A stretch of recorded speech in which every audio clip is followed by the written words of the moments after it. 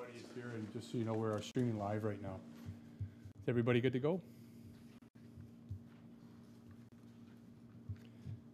Vancouver Police today released details surrounding a recent seizure of cannabis being sold at a downtown Eastside market, including what led up to the seizure. The day before the seizure, Thursday, September the 13th, officers conducted routine patrols in the downtown Eastside, located a display of cannabis products in plain view at a vendor's table in the public market. This was at 62 East Hastings Street.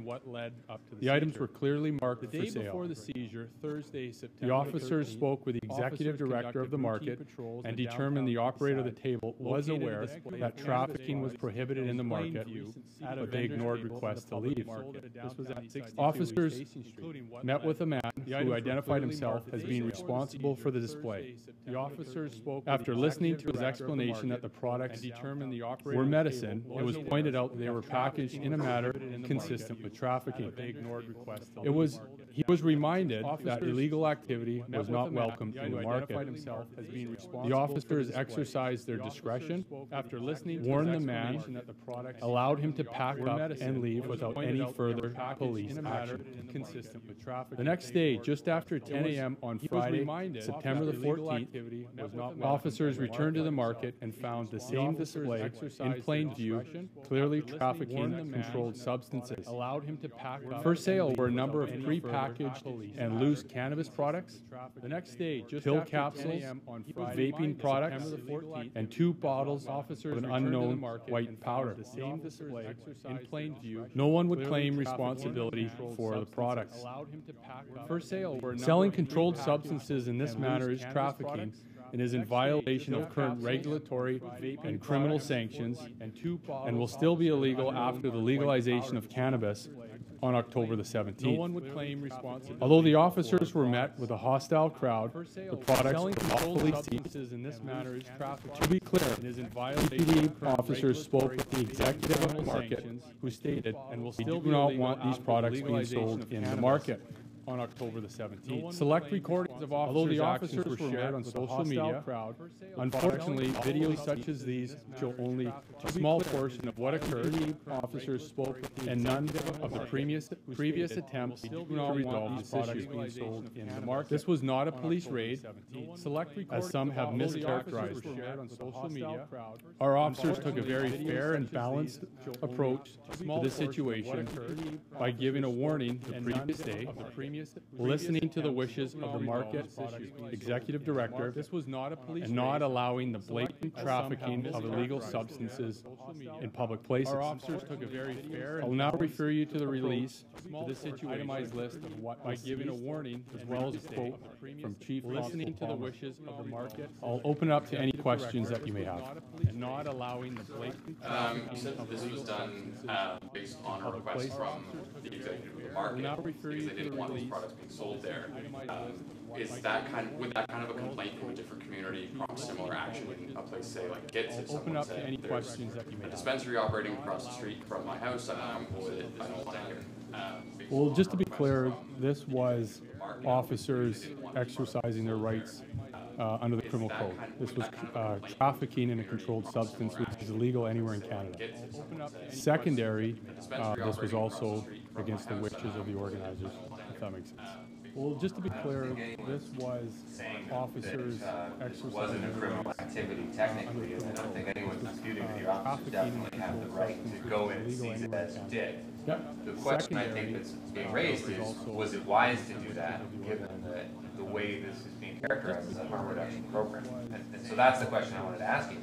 Do you think that at the end of the day, having had the elite perspective, was this a wise move that you did? Well, this wasn't drugs being given away. This was drugs being sold for personal profit. At the end of the day, that's what this was. There are other avenues that will support harm reduction, and we support those through our partners in the community and other health professionals. If you need medicinal marijuana, there are legitimate ways of obtaining that. This wasn't one of them. Two of the officers involved in this have had their images put on posters that have been handed out by Pivot Legal Society, asking people if they've had issues with harassment, bullying. What's your reaction to that, and has there been any complaints against the two officers? Well, if you have a complaint against any one of our officers, you have options. You can make a complaint yourself to the Office of the Police Complaint Commissioner. I'm not aware of any current or how many or anything like that. What I would do is I would refer you to the Office of the Police Complaint Commissioner for accurate and up-to-date stats on whether or not there has been and how many complaints have been received in regards to this incident. What about the fact that their images are now on these posters? I mean, what do the police think about that? That Pivot Legal Society is out actively looking to see if people have complaints about them. Yeah, we're aware of the posters. You know, they are in the execution of their duty, and we are a public office, so you can take our picture, you can post it, and we just are aware of it. If you have a complaint against any one of our officers, you have options. Has the executive of the market complained about this table before? I would have to direct you to the executive of the market and just ask them that question. Were police aware of this market before last Thursday? Yeah, it's quite routine for us. We are commonly aware of this market. It is common and routine for us to walk through this market in uniform. Excuse me, not the market, but the booth itself in question, which had the seizure on Friday. Yeah, particularly there was one warning given in this particular instance, which was the day before. I'm looking at a news story from a year ago, in September 2017, where your quote is saying, our main priority is reducing overdoses, not shutting down programs that appear to be working. And in that article, it described the cannabis as being affordable, which implies people are paying for it. So why not act back then if this was such a concern? Well, if you need medicinal marijuana to help you with your addiction or any health issue that you have, there are legitimate ways of obtaining it. And this is not one of those regulatory legitimate ways of obtaining marijuana. But it wouldn't have been back in September 2017 either. You know, selling marijuana in this regard is trafficking. And in this particular case, our officers seized it. Nobody came forward to claim it. And the substance was tagged for destruction. As well as the marijuana, there was also capsules and a white powder that's unknown that was also seized that was priced for sale.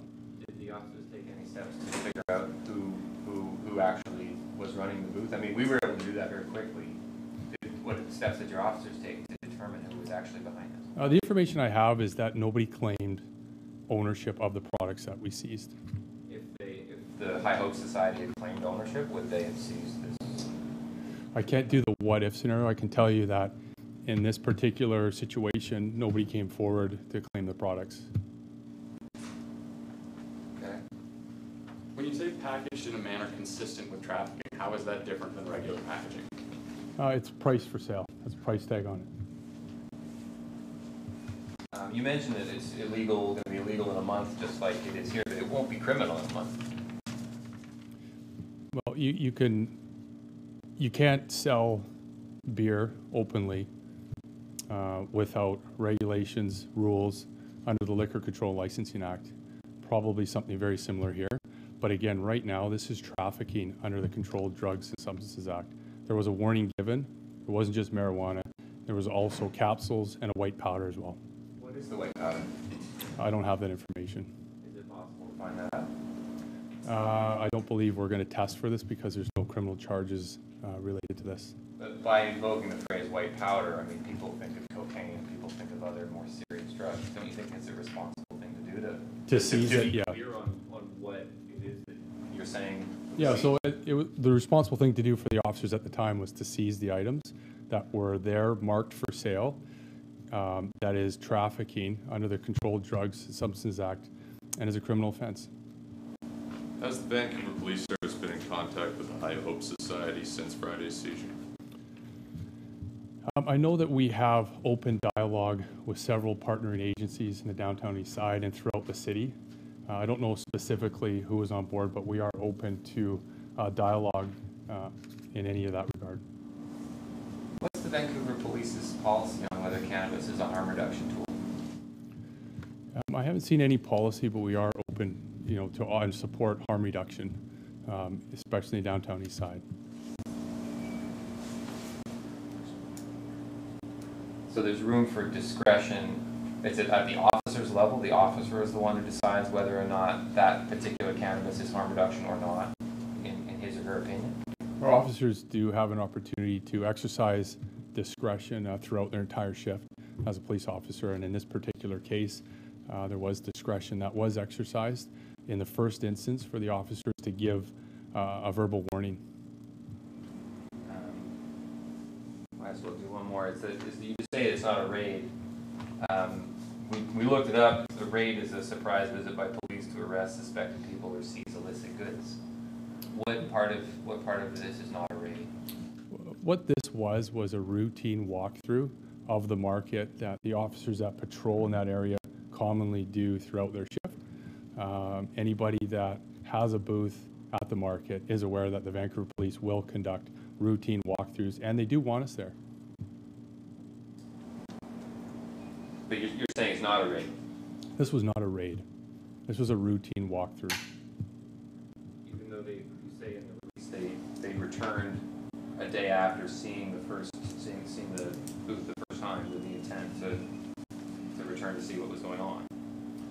Yeah, it's not uncommon for our officers to attend the market or to attend that area anytime throughout the day. We have officers that are dedicated to foot patrol all throughout that area, so it's not uncommon for them to show up. What did you think of the reaction that it got? Sorry, what reaction? There was just the online reaction. The former Minister of Health complained about it. A number of scientists complained about it. What was your take on that reaction? My take on the reaction is that there was a warning given. Our officers exercised discretion. When they went back there the following day, nobody claimed these illicit drugs that were packaged for sale so that somebody could make personal profit off the sale of these drugs, and they were seized without anybody coming forward to claim them, and that's what happened.